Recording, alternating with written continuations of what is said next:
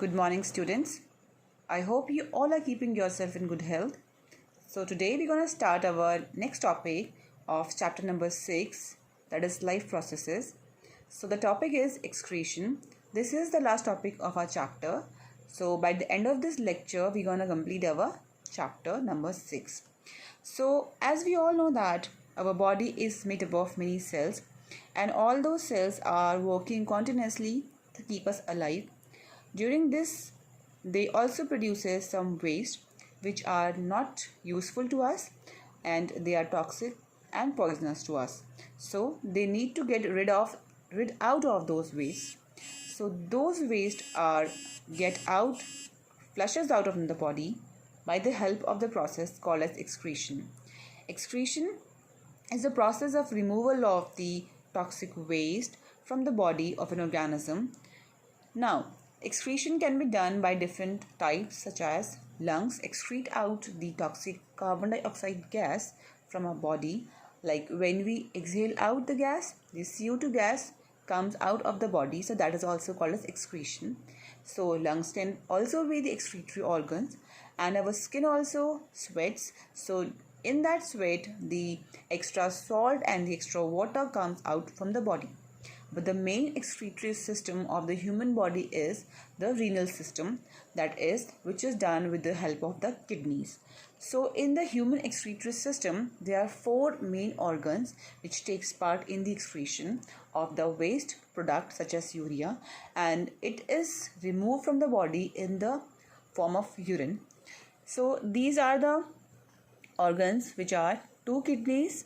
That means we are having a pair of kidney. When we say a pair, that means we say two ureters. So these are the tube-like structure which will carry the urine from the kidney to the bladder. Now bladder is the urinary bladder which will store the urine. It is a bag-like a structure which holds the urine until it is filled completely, and urethra is the opening from which the urine passes out from the body. Here is the diagram which I'm going to show you. Okay, so this is the diagram of the human excretory system. Here are 2 pairs of kidneys. So kidneys are bean-shaped structure, and these kidneys drain out the urine in these tubes which are called as ureter. So since we are having 2 kidneys here, left kidney and right kidney, both the sides, so each kidney have a tube which is called as ureter here, and this is a unit which is called as the urinary bladder, which is a bag like a structure, and here is the opening which is called as urethra. Okay, here you can see some red and blue kind of tubules. These are the arteries and veins. So these are the blood vessels. Now we know that arteries carry the blood from the heart to the body. Arteries carry the oxygenated blood which we call as pure blood, and veins carry the blood from the body to the hearts, and veins carry the deoxygenated blood which we generally call as the impure blood. But here the arteries will be carrying the impure blood. That means the blood we are saying impure contains the waste products such as urea, which we need to filter out from the body.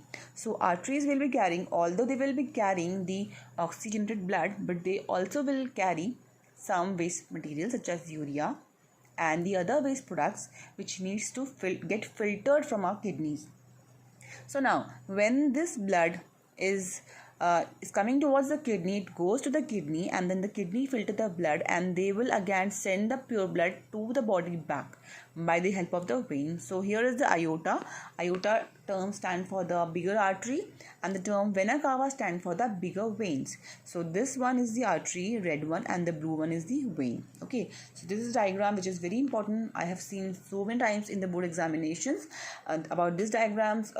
Although it can be in any form, like you will be asked to draw a diagram, or you will get the diagram, you are asked to label the diagram, and you will be told to write the functions of these organs. So all that you can do when you will just practice this diagram, learn this labeling. So the main labelings are kidneys, ureter, urinary bladder, urethra, arteries and veins, and that is it. Okay, so now the moving ahead with this, the next is, as we all know that the kidney always remove the poisonous substances from the body in the form of urea, and the other waste salts which we do not need in our body in the form of urine. But how is this filtration done? Like we have seen, any company makes any article or anything, that article, that company's name does not make, the work is being done by the help of the workers. So those workers do their work and the name comes of the company. So here also all the work is done by the kidneys, and the workers which do the work is done by the nephrons. So basically there are the nephrons which are doing the work. So kidney have many nephrons, a large number of nephrons in the kidney, and those nephrons do their work, like they filter the blood. How is the filtration done? I will tell you in this.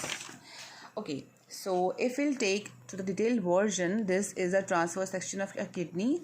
Here you can see these tubes. So this is a renal artery which will bring the blood.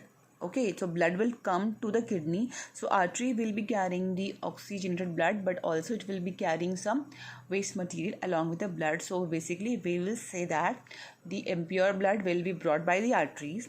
As I've told you, the definition of the artery is not that arteries carry the pure blood, but you have to remember the arteries are the blood vessels which carry the blood from the heart to the body. So they are carrying the blood which is not pure to the kidney. So kidney is this big organ, and this big organ have a lot of nephrons in it.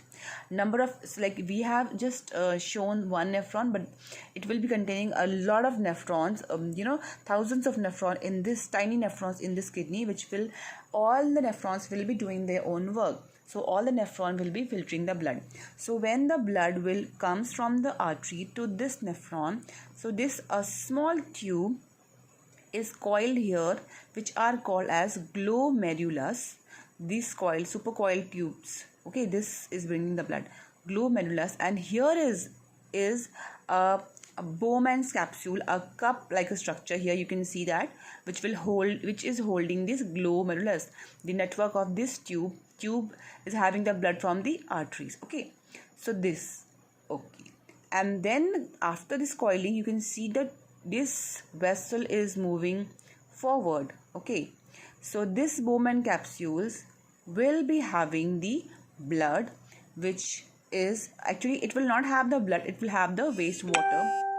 So this wastewater will move to this coiled tube, which we call as this is a Henle's loop, a hairpin like structure, and then it will join to the blood vessel.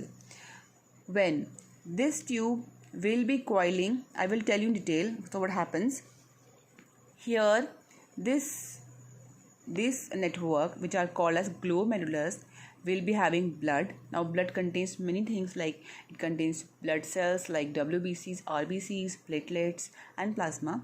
So all the WBCs, all the platelets and plasma will be in the blood, but the glucose, the amino acids, the salt and the water will just transfer to this this Bowman's capsule, because it is having a semi-permeable membrane.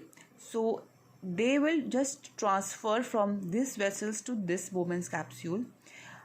Rest of the things will just be in the blood. So basically it will have water, it will have amino acids, it will have glucose, it will have salts, and most importantly it will have urea. Urea is taken out from the blood to this tube, which is then coiled in a Henle's loop. So along with the urea, some important things such as glucose, such as salts, water and other things are being transferred in this, but blood wants them back. So this will be coiled to this. Here will be reabsorption.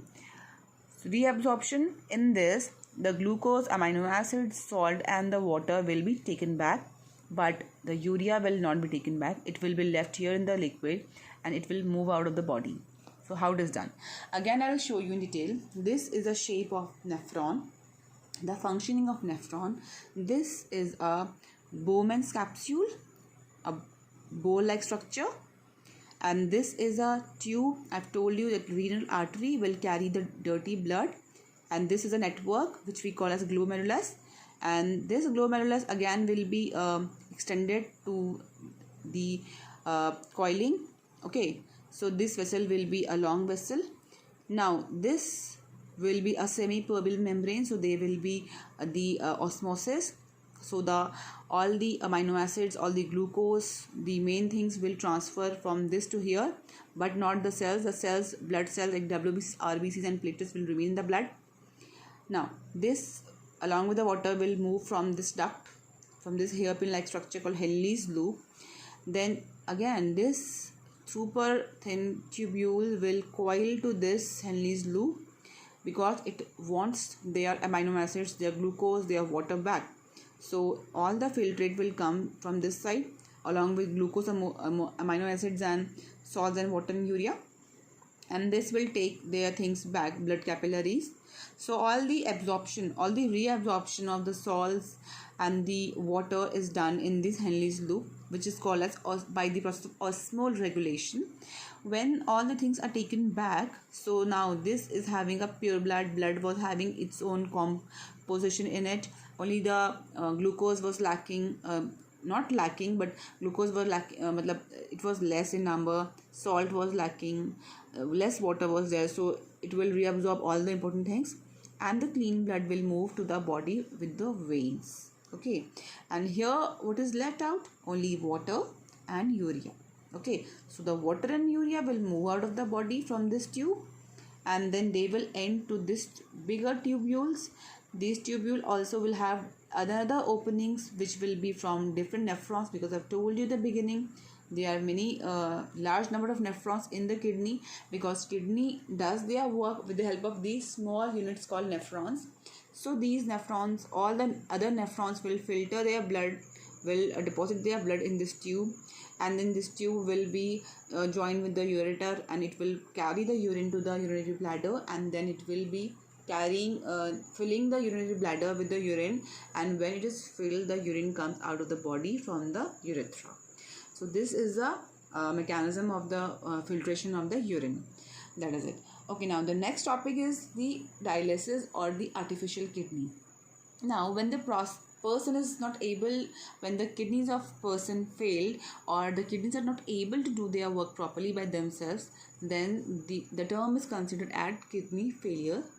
And in that case, it is very important to filter the blood, because if the blood is not filtered, all toxins will remain in the blood, which will also harm the other organs. So that is a very important. For that, the artificial machines are used, which are called as dialysis. DIALYSIS. So in the dialysis, the cleaning of the blood is done by the help of the artificial machines. How it is done? Now here, as you can see, a hand is there, and we can see arteries and veins. So the fresh blood will be taken from the arteries, as the arteries will be carrying the blood with the waste material. So these arteries the blood will be carried from the arteries, will be cut, and the blood will be carried from this to this machine.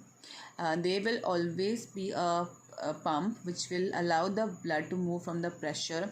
Here in this, there will be a dialysis solution which contains the important components such as glucose and salts and amino acids and water, saline water. So when the blood will pass through these segments, these loops, it will absorb all the important nutrients, like it will absorb the amino acids, it will absorb the glucose from this water, and it will release, it will move out, it will just take out the urea from this. Urea will be mixed into this. Okay, so urea will be mixed and it will absorb other things. Now urea will move out of the machine from this outlet, only urea, and the other things will be absorbed in the blood, and the clean blood, which is now filtered, which does not have any urea, will move from this vessel and it will join to the vein, because vein will carry the pure blood to the heart and then to the lungs. Okay, now so this all process is called as dialysis, and it is done in the dialysis machine. After this, the person can be can be survived by the help of these artificial machines. So this is about the topic. You also have the diagram in your NCERT book. Please go through this. And about this topic, it is a easy topic, not very difficult, but if you read the whole thing from your book, it will be very clear to you. Please don't forget to practice the diagram. It is very important, and also the function of these nephrons. So this completes your chapter. You have to study hard so that you can be in the track of your studies, and don't forget to do your homework. Till then, take care and be safe. Thank you.